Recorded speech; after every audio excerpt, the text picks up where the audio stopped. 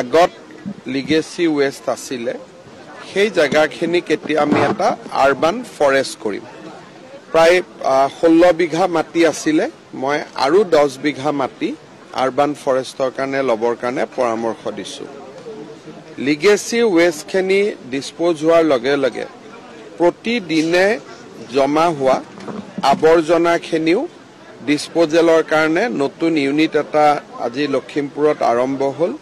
তাক শুভ উদ্বোধন কৰাৰ আমাৰ সৌভাগ্য হ'ল লখিমপুৰৰ যেটো আইএসবিটি আমি বাস টাৰ্মিনাস বনাই আছো সেইটো আমি অহা বছৰ আগষ্ট মাহৰ ভিতৰত সমাপন কৰিম লখিমপুৰৰ ষ্টেডিয়ামখনো প্ৰথম দুটা ফেজ আমি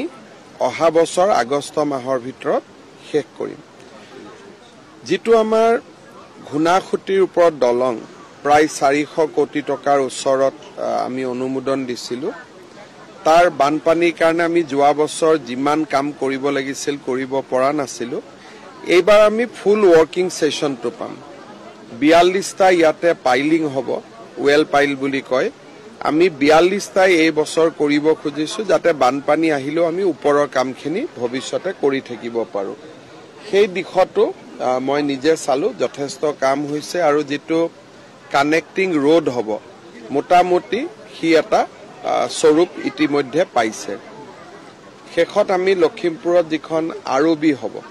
তাতো অলপ মাটিৰ কাৰণে কাম আগবাঢ়িব পৰা নাই এতিয়া আৰবিখনো মই সৰজমিন চাই যাতে আৰবিখনৰো মাটি অধিগ্ৰহণ প্ৰক্ৰিয়া আৰু আমি অহা এমাহ দুমাহৰ ভিতৰত কাম আৰম্ভ কৰিব পাৰো তাৰ কাৰণে আমি ব্যৱস্থা লম গতিকে লখিমপুৰক কেন্দ্ৰ কৰি যিমানবোৰ ইনফ্ৰাষ্ট্ৰাকচাৰ প্ৰজেক্ট চলি আছে গোটেইখিনি মই নিজে আহি ৰিভিউ কৰিলো অতুল বৰা ডাঙৰীয়াও আছিলে গাৰ্জেন মন্ত্ৰী মানৱ ডেকা বিধায়কো আছিলে আমি গোটেইখিনি চালো আৰু এতিয়া আৰু অধিক খৰটকীয়া হ'ব নতুন আজি গধূলি কেবিনেটৰ পিছত আপোনালোকক লগ পাম আপুনি প্ৰথম যেতিয়া নিৰ্বাচনৰ পূৰ্বে লখিমপুৰলৈ আহিছিলে তেতিয়া লখিমপুৰৰ একেবাৰে অৱস্থা নাছিলে যেতিয়া প্ৰথম আপুনি আহিছিল আজি চক ঘুনাখুটিৰ দলং waste disposal urban forest ISBT stadium ব্ৰহ্মপুত্ৰৰ উত্তৰ পাৰত কোনো চৰকাৰ দিনত কেতিয়াও ইমান ডেভেলপমেন্ট হোৱা নাছিল এতিয়া আইন মহাবিদ্যালয়খনো ৰেডি হৈ গ'ল লখিমপুৰ কলেজ বিশ্ববিদ্যালয় হ'ব মেডিকেল কলেজত নাৰ্সিং কলেজ এখনৰ কাম আমি আৰম্ভ কৰিম ইমান অভূতপূৰ্ব উন্নয়ন ধেমাজি আৰু লখিমপুৰ জিলাত কেতিয়াও হোৱা নাছিল স্বাধীনতাৰ ইমান দিন পিছত এখনো উদ্বোধন হৈ যাব সব দুমাহ লাগিব মই দুমাহ পিছত আহিম কেইবাটাও কাম আৰম্ভ কৰাৰ কাৰণে আছে বহুত বিলাক সাৰ্কিট হাউস আছে নতুন ডিসি অফিস আছে বহুত বিলাক কাম আৰু লাইনত আছে জেলখন উঠি যাব সকে আন্দোলনতো ময়ো সমৰ্থন কৰো এতিয়া সমস্যাটো কৰি থৈছে কংগ্ৰেছ দলে বিধানসভাত এটা অদ্ভুত প্ৰস্তাৱ পাছ কৰি যে 6 জনগোষ্ঠীক জনজাতিকৰণ কৰক কিন্তু বৰ্তমানৰ জনজাতিৰ কোনো ক্ষতি হ'ব নোৱাৰে এটা সেইটোৱে আমি সমাধান কৰাৰ কাৰণে চেষ্টা কৰি আছো নোৱাৰিলে আকৌ বিধানসভাত আনিব লাগিব প্ৰস্তাৱটো সংশোধনৰ কাৰণে গতিকে কেইটামান দিন আৰু আলাপ আলোচনা কৰি চেষ্টা কৰি চাওঁ যদি সফল নহওঁ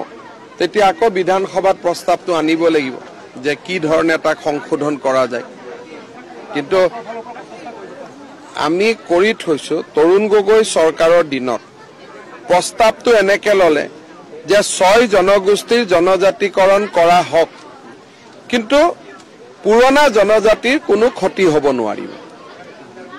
এতিয়া দুইটা নিমিলা অংক কৰি থৈ গল আলোচনা কৰি আছো যে মিলাব পাৰো নেকি মৰাণ মটক আৰু চুতীয়া সম্প্ৰদায়ৰ ক্ষেত্ৰত কিছু ঐক্যমতো হৈছে বাকিখিনি ক্ষেত্ৰত ঐক্যমত হোৱা নাই যদি আমি চেষ্টা কৰি ঐক্যমত কৰিব নোৱাৰো অহা এপ্ৰিলৰ বাজেট অধিৱেশনত আমি প্ৰস্তাৱটো আকৌ এবাৰ বিধানসভাক দিব লাগিব যে এটো কংগ্ৰেছৰ দিনত লোৱা প্ৰস্তাৱ এতিয়া ইয়াক কেনেকৈ খালখলনি কৰিব পৰা যায়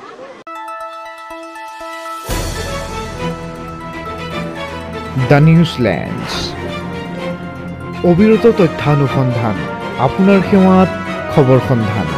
দ্য নিউজলেণ্ড